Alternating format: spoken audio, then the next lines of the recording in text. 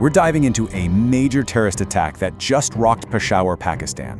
And this wasn't just some random event. No, this was a highly coordinated assault on a high-security government building, and it's raising some really serious questions about what's going on with regional security. So let's break it all down. What exactly happened, and more importantly, why it matters. So things kicked off with absolute chaos in Peshawar, the capital of Khyber Pakhtunkhwa. A massive explosion just tore through a busy part of the city. And the target? A super heavily guarded installation. I mean, a place that's supposed to be one of the most secure spots around. And believe me, this was just the beginning of the siege. And yeah, this was anything but random. The attackers knew exactly what they were doing. They went straight for the headquarters of the Frontier Constabulary, also known as the FC. As the details started to come out, it became crystal clear that this was a carefully planned, multi-stage suicide mission carried out by at least 2 assailants. And the human cost of this breach? Well, it was just tragic. Right away, we learned that 3 security personnel were killed in the line of duty, and so many more were injured. You know, it's easy to see a number like 3, but these were the people on the front line, the first line of defense, and they paid the ultimate price. So the big question is, how on earth did they breach a place that's supposed to be so secure? Well, it all comes down to a meticulously planned operation. The whole thing was designed from the ground up to cause as much chaos as possible.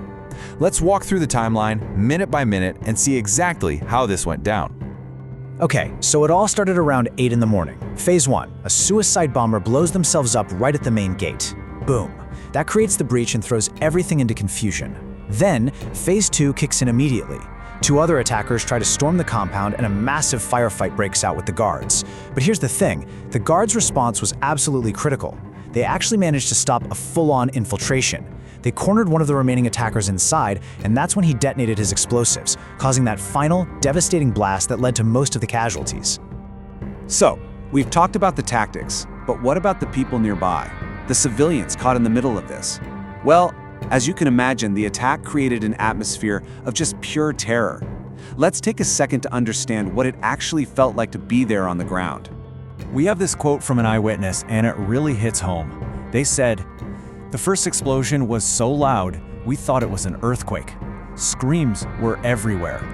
Just try to imagine that for a second, that level of terror. A sound so powerful, you think the ground is splitting open, and then it's immediately followed by gunfire. In just a few seconds, this busy, normal area was turned into a war zone, with people just running for their lives. Okay, so in the middle of all that chaos, the official response machine kicked into high gear. Emergency crews were racing the injured to Lady Reading Hospital. At the same time, security forces threw up a massive perimeter, completely locking the place down. You had the bomb disposal squad and army teams moving in, sweeping the entire location, making sure there were no more threats, and trying to get the situation back under control. Alright, as shocking as this attack was, it's really important to understand that it didn't just happen out of nowhere. It's actually part of a much bigger and frankly more disturbing pattern that we've been seeing. So to really get what's going on, we need to zoom out and look at the trend. So why is this happening? And why now? The short answer is that the whole security situation in the region has been going downhill, and this attack is just one piece of a really worrying, escalating pattern of violence.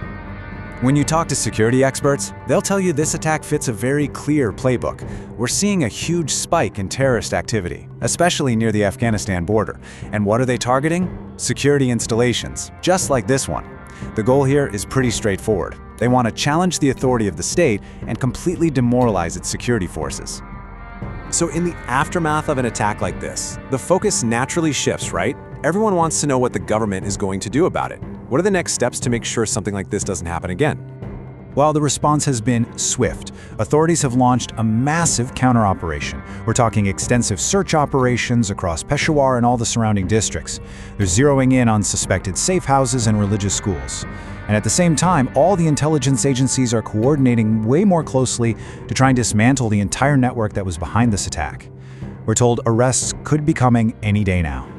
And just to put all of this into perspective, officials are on the record calling this one of the most serious security incidents of the entire year. It's a pretty stark reminder, isn't it? The threat in this region isn't just sticking around, it's actively changing and evolving.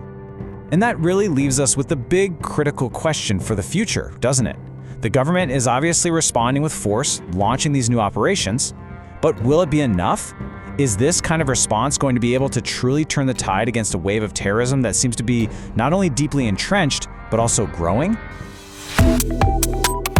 Subscribe to One India and never miss an update. Download the One India app now.